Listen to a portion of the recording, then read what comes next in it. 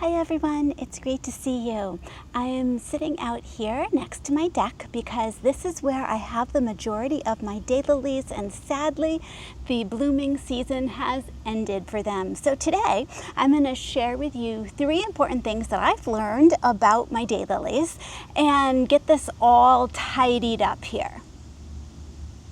So the first thing I want to share with you that I've learned about daylilies is that now is a great time to go in and clean your daylilies up. And that's because daylilies actually aren't lilies. So those that are classified as lilium have a bulb and grow into your Easter lilies and those big trumpet lilies. We often see them put into beautiful bouquets. And daylilies, even though they have lily right in their name, aren't really lilies. So instead of having bulbs, they have tubers, which are thick parts of their roots.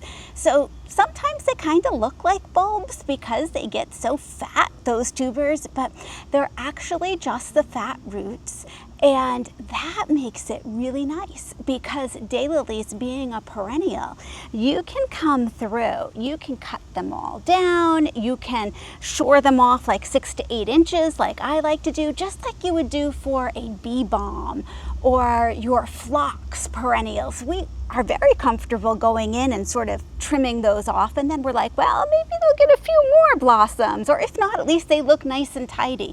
And that is exactly how it is with daylilies, and I have found this to really help me this time of year because honestly I'm sad that the daylilies are past, and it just makes me sadder to look out and see them looking all forlorn and stringy. And no matter how wonderful you are with daylilies, their leaves start to brown, and as you see me clean up, I just reach in handfuls to pull out those dead leaves. And daylilies do that through the whole season, but this time of year they're really getting into the dead leaves. And it's absolutely fine to take those down and trim them off. The roots aren't storing the nutrients like a regular bulb would. They're still getting plenty from their roots, and you can just do that. They actually will send out some new growth coming up here, and they'll look nice and green and fresh for the rest of the season. Some people might even be lucky enough to have a reblooming type of daylily. Now we're far enough north here that my daylilies don't really seem to rebloom. Once in a while I'll have like one little stalk in the late fall, but because we have an early enough winter, even if it potentially could be reblooming, it doesn't have enough time here. However, you people down south, you are lucky. You might be able to have another smaller flush of daylilies for certain varieties. Same thing for whether your daylilies are evergreen or semi-evergreen.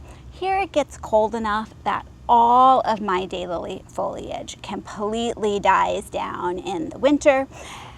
But some of you might have some that stay green if you're in a warm enough climate, you lucky people.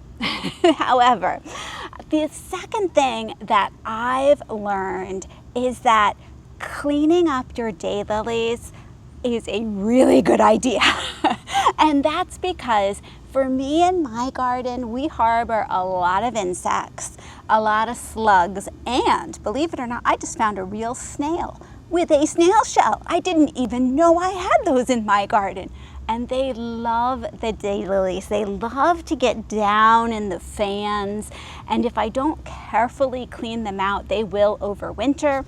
And so I'm a big proponent of, facilitate the growth of your pollinators and try not to use spray. But I know that for me, cleaning them up now is going to prevent me having to spray next spring.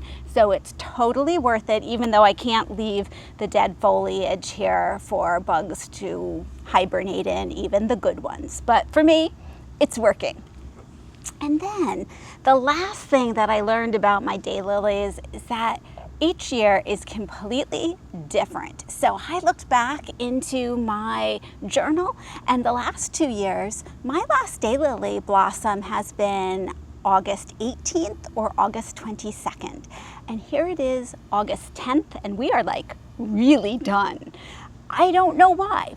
They probably bloomed a little earlier this year, but we're ending the season a little early. So I sort of like to cut them back and take a look and take stock of what I have, what's done well. Some of them only have, they're really small still. Some, I find that variety of daylily really likes growing here. So maybe I'll consider getting some more of those. And it really helps me as I'm planning and thinking through what I need to do. Oh, I just thought of one more thing I want to share with you. Okay, we're up to 4 important things that I've learned about my daylilies. The other is this opens up more land so that I can bring in some strategically placed pots of pretty flowers throughout this bed. So I can bring some color down here. Maybe I'll put in some, little planters with mums in the fall, or move some of the coleus here, and it livens it up and it looks great. And honestly, if I had all those daylily leaves here still, I just wouldn't be able to do that. So it makes me happy that I can extend the garden down here a little bit more. I hope that you have seen some great daylilies here in my garden this year, and maybe you're thinking of daylilies in the future for your garden. Thanks so much for joining me, and I'll see you in the next video.